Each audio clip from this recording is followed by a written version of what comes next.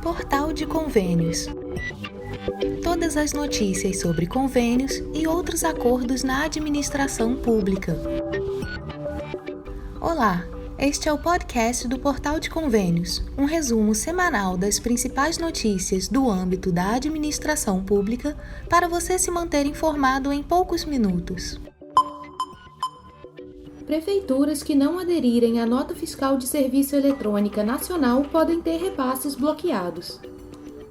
A contagem regressiva já começou para as prefeituras brasileiras. A partir de 1º de janeiro de 2026, todas serão obrigadas a emitir a nota fiscal de serviço eletrônica no padrão nacional, conforme determina a Lei Complementar nº 214 de 2025, a primeira legislação infraconstitucional da reforma tributária, que também institui o futuro Imposto sobre Bens e Serviços, o IBS.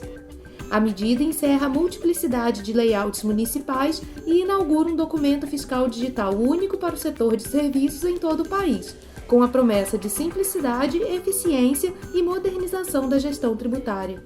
Em 7 de julho de 2025, a Receita Federal divulgou nota em que recomenda aos municípios que ainda não migraram para o novo padrão que efetuem a adesão até outubro deste ano. Segundo o fisco, o prazo de 3 meses a partir de agora é o mínimo necessário para realizar testes, ajustes técnicos e garantir uma transição segura antes da obrigatoriedade. Antecipar-se, acrescenta a nota, traz vantagens estratégicas e reduz riscos operacionais no primeiro dia de vigência da nova exigência. A lei oferece 2 formas de emissão: sistema próprio da Prefeitura, desde que compartilhe em tempo real os dados com o ambiente nacional da nota fiscal de serviço eletrônica, ou emissor gratuito disponibilizado diretamente na plataforma nacional, opção voltada sobretudo a municípios de menor porte. Os municípios que chegarem a 2026 sem comprovar a adesão sofrerão 2 penalidades principais: suspensão das transferências voluntárias da União, o que inclui convênios e repasses discricionários, e limitação na participação plena da arrecadação do IBS, que substituirá o ISS e o ICMS na tributação do consumo de bens e serviços. Especialistas em tributação municipal alertam que as sanções podem comprometer obras e programas locais, já que muitos investimentos dependem de verbas federais. Além disso, ficar fora do pool de arrecadação do IBS pode reduzir receitas próprias a partir de 2026. Para evitar contratempos, são sugeridos 4 passos. Primeiro, mapeie processos internos agora, levante cadastros de contribuintes, regras de retenção na fonte e integrações com sistemas de contabilidade. Segundo, defina o modelo de migração, emissor próprio integrado ou uso da plataforma gratuita. Terceiro, capacite equipes. Contadores, fiscais e provedores de software precisam dominar o novo layout XML da Nota Fiscal Eletrônica Nacional. E planeje comunicação com o contribuinte. Empresas locais terão de se adaptar ao novo padrão e às rotinas de contingência. Ao unificar o documento de serviços, o governo pavimenta o caminho para a implantação do IBS e da Contribuição Social sobre Bens e Serviços, o CBS, tributos que substituirão 5 impostos atuais. A padronização de dados facilitará o creditamento automático e o compartilhamento de informações entre União, Estados e municípios, reduzindo litígios e sonegação. Mais informações estão disponíveis no portal da Receita Federal, seção Nota Fiscal de Serviço Eletrônica. Bolsa Família cancela 958 mil beneficiários em julho. O Ministério do Desenvolvimento e Assistência Social, Família e Combate à Fome, o MDS, retirou aproximadamente 958 mil beneficiários da folha de pagamento do Bolsa Família neste mês. Com o corte, o total de contemplados caiu de 20,5 milhões em junho para 19,6 milhões em julho, reduzindo a despesa do programa de 13,63 bilhões de reais para 13,1 bilhões. A diferença deve gerar economia próxima de 470 milhões de reais já neste ciclo. Segundo dados oficiais, 536 mil famílias foram desligadas porque completaram o prazo máximo de 24 meses na chamada regra de proteção, quando o benefício é pago pela metade para quem melhora de renda sem ultrapassar meio salário mínimo per capita. Outros 422 mil beneficiários excederam esse limite de renda e perderam o direito ao auxílio integralmente. A regra de proteção foi criada na retomada do novo Bolsa Família em 2023, com o objetivo de garantir transição suave até que a renda da família se consolide. Ao comentar o balanço, o ministro Wellington Dias afirmou que o programa evoluiu para ser porta de saída da pobreza.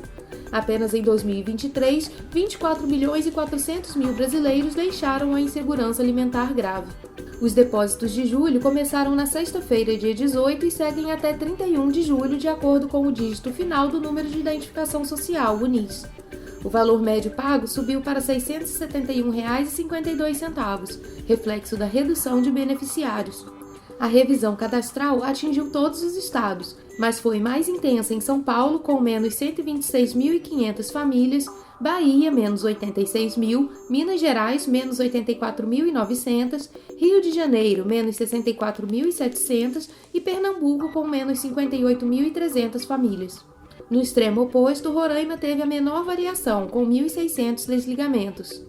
Para o governo, o resultado demonstra o efeito renda do aquecimento do mercado de trabalho e a eficácia do cruzamento de bases como o Cadastro Nacional de Informações Sociais.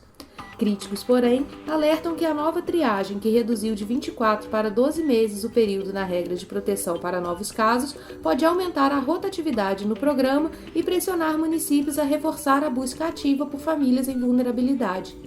O ministro Wellington Dias, em entrevista ao programa Bom Dia Ministro, defendeu a medida. Ele afirmou que se está premiando quem melhora de vida e liberando espaço para quem ainda precisa, e que o Bolsa Família seguirá firme como colchão social, mas não pode ser prisão econômica. Com o pente fino de julho, o MDS soma 8 milhões e 600 mil desligamentos desde 2023. A equipe econômica já incluiu a projeção de economia permanente nas contas do orçamento 2026, mas promete reforçar a rede de proteção caso o desemprego volte a subir. Os valores atuais do Bolsa Família são os seguintes: R$ 600 é o valor mínimo pago por família, R$ 150 de adicional pago por criança de até 6 anos, R$ 50 de adicional para gestantes e lactantes, R$ 50 de adicional por criança ou adolescente de 7 a 18 anos e R$ 50 de adicional por bebê de até 6 meses. Confira em portalconvênios.com o calendário de julho de pagamento do Bolsa Família. Prefeituras, confira despesas proibidas com emendas PIX que você precisa evitar.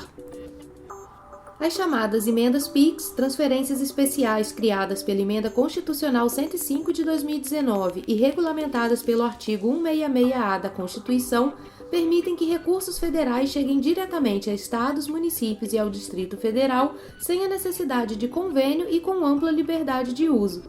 Mas essa liberdade tem dois limites claros: há despesas que a lei proíbe expressamente. Em qualquer hipótese, não se pode usar recursos de emendas PIX para despesas com pessoal e encargos sociais, que abrangem salários, subsídios, gratificações, horas extras, proventos de aposentadoria, pensões e todas as contribuições patronais devidas a regimes de previdência, e encargos do serviço da dívida, como juros e outros encargos financeiros vinculados à dívida pública. Além das vedações legais já citadas, recomenda-se evitar o envio de recursos de emendas PIX para entidades com fins lucrativos. A exceção ocorre apenas quando essas entidades estiverem formalmente integradas e contratualizadas ao SUS ou ao SUAS, e a transferência estiver claramente destinada a elas por meio de ofício com a indicação expressa do parlamentar autor da emenda. Nesses casos, registre a justificativa, anexe o ofício e garanta a transparência no Transfere Gov para resguardar o gestor municipal quando os recursos forem repassados para a utilização dessas entidades. Para os repasses indicados às associações, ONGs e outras entidades com ou sem fins lucrativos que não integram os sistemas públicos mencionados, recomenda-se que a Prefeitura celebre um convênio específico vinculando formalmente o objeto ao valor indicado na emenda e o plano de trabalho elaborado e registrado no Transfere Gov. Dessa forma, ficam definidos responsabilidades, metas e cronograma, garantindo transparência e segurança jurídica ao gasto de recursos públicos. Essas vedações são oriundas do parágrafo 1º do artigo 166-A da Constituição e da Portaria Interministerial ME/Segov número 6.411 de 2021. A definição detalhada do que é despesa com pessoal está no artigo 18 da Lei de Responsabilidade Fiscal. Já o conceito de serviço da dívida é tratado pela legislação orçamentária e pela doutrina orçamentária oficial. A Constituição ainda determina um direcionamento mínimo. Pelo menos 70% dos recursos devem financiar despesas de capital, investimentos e inversões financeiras de natureza não financeira, e até 30% podem ir para custeio. Inversões financeiras de natureza não financeira são um tipo de despesa de capital, grupo de natureza da despesa GND5, usado para adquirir ativos já existentes ou participações, comprar imóveis ou bens de capital já em uso, adquirir ações, cotas de empresa ou aumentar o capital de uma empresa pública, por exemplo. Resumindo, obras, compra de equipamentos permanentes, veículos, maquinário, construção e ampliação de unidades públicas, informatização estrutural e similares entram no cardápio preferencial para aplicação. Contas de luz, água, combustível, material de consumo e manutenção podem receber até 30%. Juros e folha de pagamento nunca podem ser custeados com essas emendas. Sobre a fiscalização das transferências especiais, desde 2023 o Tribunal de Contas da União deixou claro: ele acompanha as condicionantes para a transferência, mas a regularidade da aplicação cabe aos sistemas de controles locais, controladorias e tribunais de contas estaduais e municipais. Descumpridas as condicionantes, o TCU pode instaurar tomada de contas especial. Além disso, a Instrução Normativa TCU número 93 de 2024 detalha procedimentos de transparência e prestação de contas. Emendas PIX ganharam peso no orçamento federal e se tornaram ferramenta crucial para prefeitos e governadores realizarem investimentos rápidos. Mas qualquer desvio, ainda que bem intencionado, para pagar a folha atrasada ou aliviar juros bancários, pode resultar em devolução dos recursos e responsabilização do gestor. A lista de proibições é pequena, mas contundente. Conhecê-las e respeitá-las é o primeiro passo para usar bem as emendas PIX, garantir transparência e evitar dores de cabeça com os órgãos de controle. Use o seguinte checklist rápido para garantir o correto uso das emendas. Primeiro, vai pagar gente? Salário, férias, 13º, pensão, encargos previdenciários. Isso é proibido. Segundo, vai quitar juros ou outros encargos de dívida? Também é proibido. Terceiro, é investimento, obra, equipamento, veículo ou custeio legítimo até 30%, permitido desde que nas áreas de competência do executivo local. Quarto, registrou tudo no Transferigov e deu transparência? Isso é necessário. E quinto, seu Tribunal de Contas local está ciente? Ele deve estar. Infraestrutura. Pesquisa aponta que municípios não aproveitam potencial de crescimento. A esfera municipal foi a única a apresentar deterioração efetiva na percepção de aproveitamento do potencial para investimentos em infraestrutura, segundo o 13º Barômetro da Infraestrutura Brasileira, divulgado neste semestre. A pesquisa ouviu 329 empresários e especialistas entre 13 de maio e 3 de junho de 2025. Realizada semestralmente pela Associação Brasileira da Infraestrutura e Indústrias de Base, em parceria com a consultoria EY Parthenon, a pesquisa mostra que 58,9% dos entrevistados classificam como muito baixo o nível de aproveitamento das oportunidades de crescimento pelos municípios, incluindo instrumentos como parcerias público-privadas, as PPPs. Outros 17,6% afirmam que esse potencial não é explorado de forma alguma. Na União e nos estados, esse índice é de apenas 2,6%. As expectativas em relação às prefeituras também recuaram frente ao levantamento anterior e às demais esferas federativas.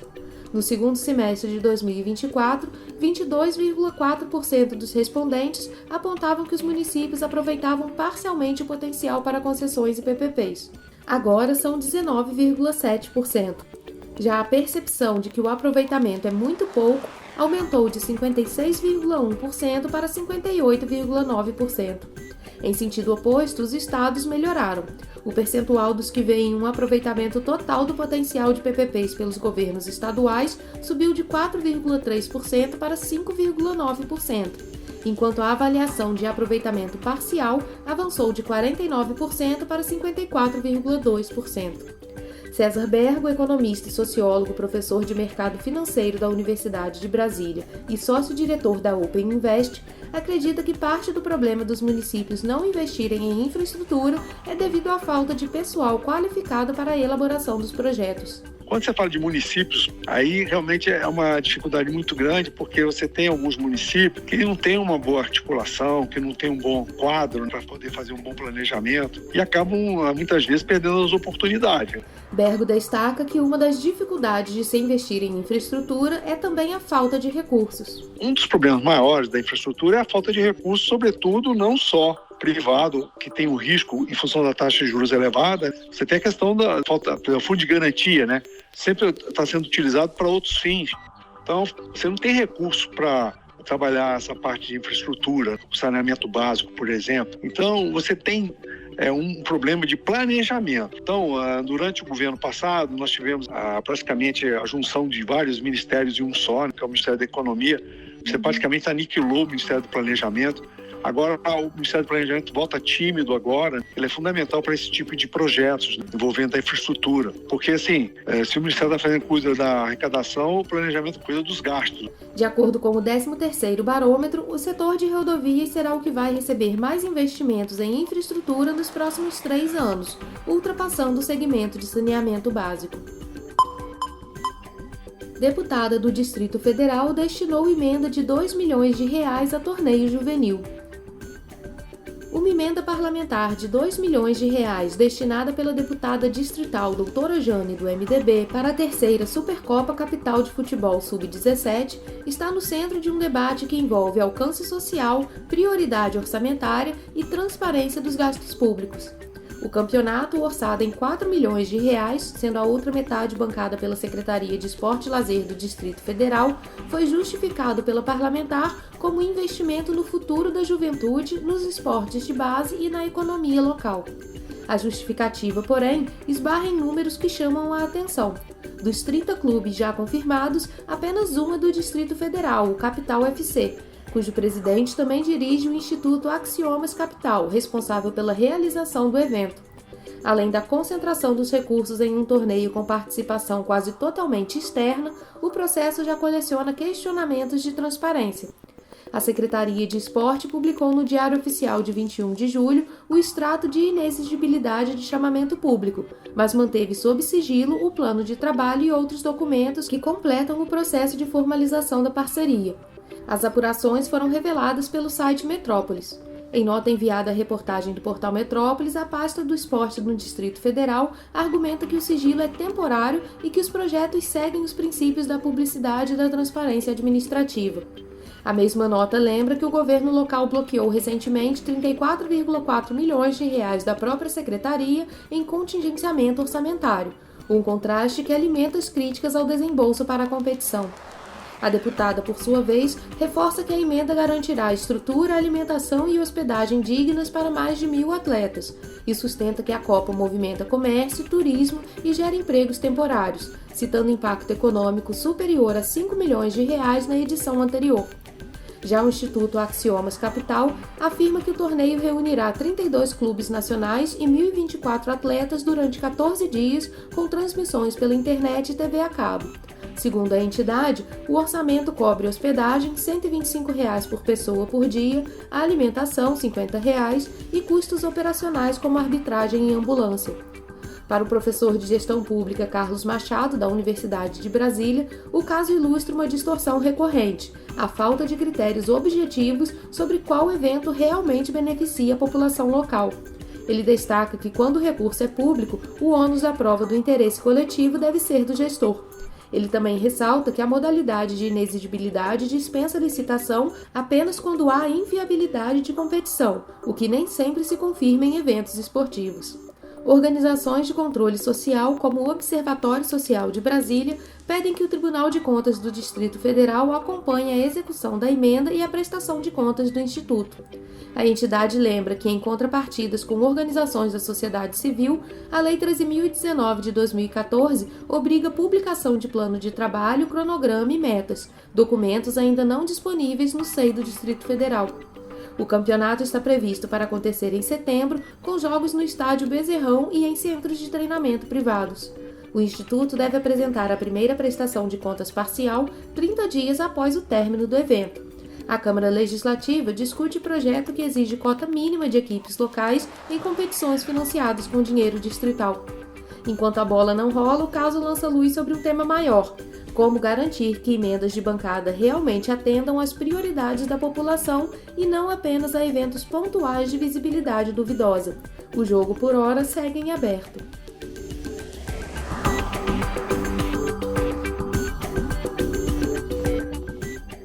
Você ouviu mais um podcast do Portal de Convênios, te atualizando sobre projetos, prazos e ações em administração pública. Continue se informando em nosso site portalconvenios.com. Até a próxima!